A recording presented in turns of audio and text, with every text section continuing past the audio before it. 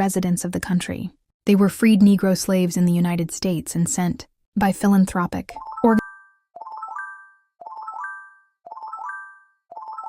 The Republic of Liberia is the only country in West Africa that has never been colonized by Western nations.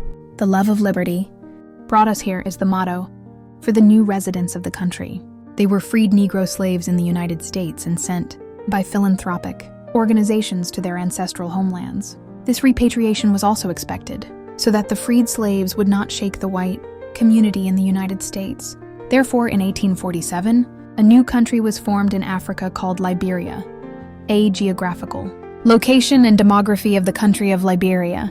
Liberia is located in the Atlantic in southern West Africa, bordering Sierra Leone, Guinea, and the Ivory Coast. Its area is comparable to the size of Tennessee. Most of the country is a plain covered with dense tropical forests, which thrive under an annual rainfall of about 160 times a year. Liberia was soon recognized by England and the United States. In 1857, a colony was founded in Liberia called Maryland, with its capital at Harper. 10 years later, in 1867, the new population was 13,136 people, and at subsequent times it was again 5,722 people. The repatriation of Negroes diminished and finally stopped after the Civil War in the United States was completed. The narrow land area of only 40 square miles was divided into 6 districts, and the rest was divided into provinces by the native population who still live in tribal traditions. The immigrant population from the United States is called settlers. The settlers and the natives have the same skin color, but the settlers are greatly influenced by American civilization.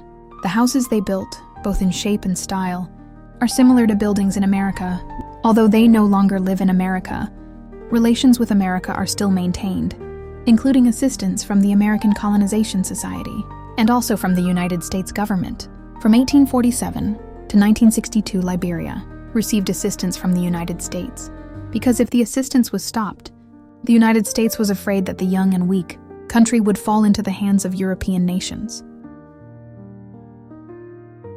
The attitude of the settlers towards the natives in the area was not pleasant. The natives were considered like children and were considered as their slaves. As a result, the native tribes often attacked the new residents. This added to the difficulties for the settlers. The most severe difficulty was in dealing with the barrenness of nature, the lack of experience and knowledge about the new land and area, the unavailability of capital that could be used to exploit the natural wealth that was still hidden caused most of the repatriated Negroes to prefer to remain in America.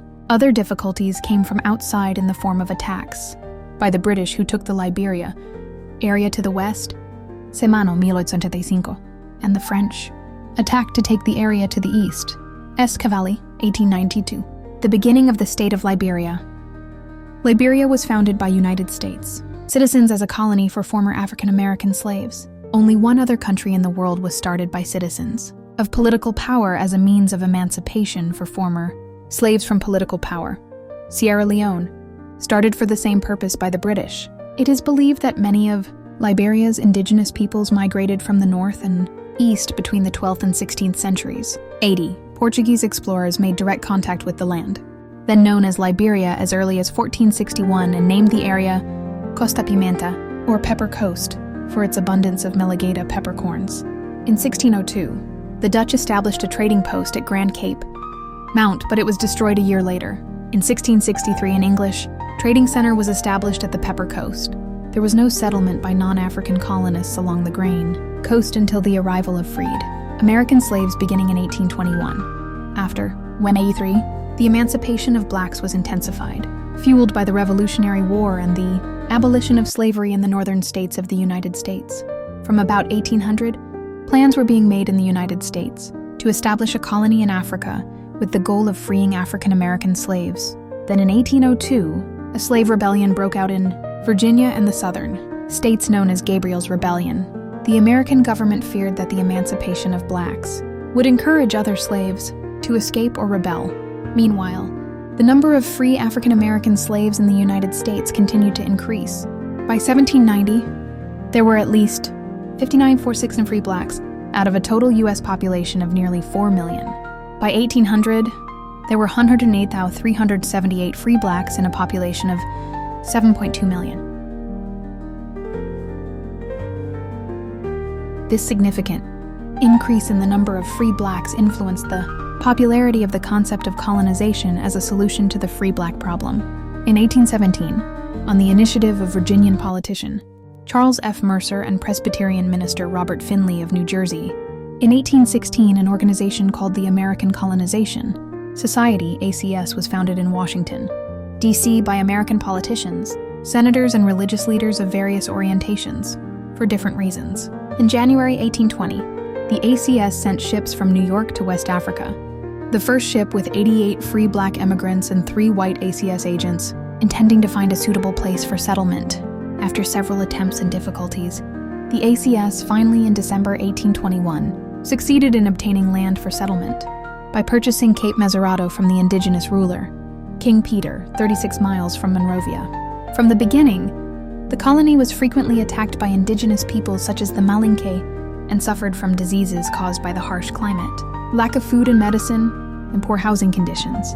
The first African republic, Liberia, was founded in 1822 as a result of the United States' attempt to complete the American colonization of West Africa by freeing slaves. Most of the people believed that the emigration of black Africans was the answer to the problem of slavery and racial disintegration. For 40 years, about 12,000 slaves voluntarily. By 1835, 5 more colonies were started by other American societies of the ACS, and one by the United States government, all on the same West African coast. The first colony at Cape Mesurado was expanded, along the coast and inland, sometimes by force, and in 1824 was named Liberia. In 1842, 4 other American colonies were added to Liberia, one of which was destroyed by the natives. The African-American settlers, whose skin was neither too dark nor too light, were known as Americo-Liberians. In 1846, the ACS directed the Americo-Liberians to declare their independence immediately. Between 1821 and 1847, through a combination of purchase and conquest, the Americans developed the colony of Liberia, which in 1847 declared itself an independent nation. Roberts proclaimed the colony a free and independent republic. Originally named Monrovia, the colony was liberated and became the Republic of Liberia that year. Joseph Jenkins Roberts was elected Liberia's first governor and president. There were then 3,000 settlers in the new nation. Liberia's population was English Liberian. Descendants of former American slaves made up only 5% of the population, but historically dominated Liberia's intellectual and ruling classes. The indigenous population of Liberia is composed of 16 different ethnic groups. Between 1847 and 1980, the country was ruled by a small minority of African American colonists and their descendants, called Americo-Liberians. These descendants suppressed the indigenous population of Liberia, which made up 95% of the total population. After 1920, much progress was made in the country, including the construction of a 43-mile, 69-kilometer railway from Monrovia to the Bomi Hills. In 1951, C. Economy, Industry, and Natural Resources of Liberia. The economy of Liberia between 1847 and 1980 was based on primitive agriculture and a large-scale rubber industry. From its founding, Liberia had growing trade contacts in West Africa, and soon began trading with Europe. Primary exports included coffee, rice, palm oil, and sugarcane. In the 1870s, competition for world commodity markets led to a decline in Liberian exports. Liberia then attempted to modernize its largely agricultural economy. President Gardner, 1878-1883, increased trade and investment with foreigners. President Coleman, 1896-1900, predicted that Liberia's future depended on the exploitation of Liberia's natural resources. President Gibson, 1900-1904, granted the Union Mining Company exploratory rights to explore for minerals in the interior of Liberia. During World War I, Germany, which was Liberia's partner at the time, withdrew from the country due to a German submarine blockade of Liberia by Britain, France, and the United States, which caused Liberia's income to decline, bringing Liberia's economic conditions to a standstill. In 1926, Firestone, an American rubber company, began the world's largest rubber plantation in Liberia. The industry created 25,000 jobs, and rubber quickly became the backbone of Liberia's economy. In the 1950s, rubber accounted for 40% of the national budget. Then in 1930, Liberia signed concession agreements with Dutch, Danish, German, and Polish investors. In World War II, rubber was a strategically important commodity, and Liberia assured the United States and its allies of all the natural rubber they needed. Also, Liberia allowed the U.S. to use its territory as a base to transport troops and war supplies, to build military bases, airports, free ports, roads into the interior, etc. The American military presence boosted Liberia's economy. Thousands of laborers moved from the interior to the coast. The country enjoyed a surplus of revenue from the large-scale trade in iron ore. Between 1946 and 1960, the Liberian government was able to attract $500 million in foreign investment, mainly from the United States, but also from multinational corporations. Then in 1971, it increased to over $1 billion. Exports of iron, lumber, and rubber increased rapidly. By 1971, Liberia had the world's largest rubber industry and was the third largest exporter of iron ore. Deposits of other minerals also generated state revenues.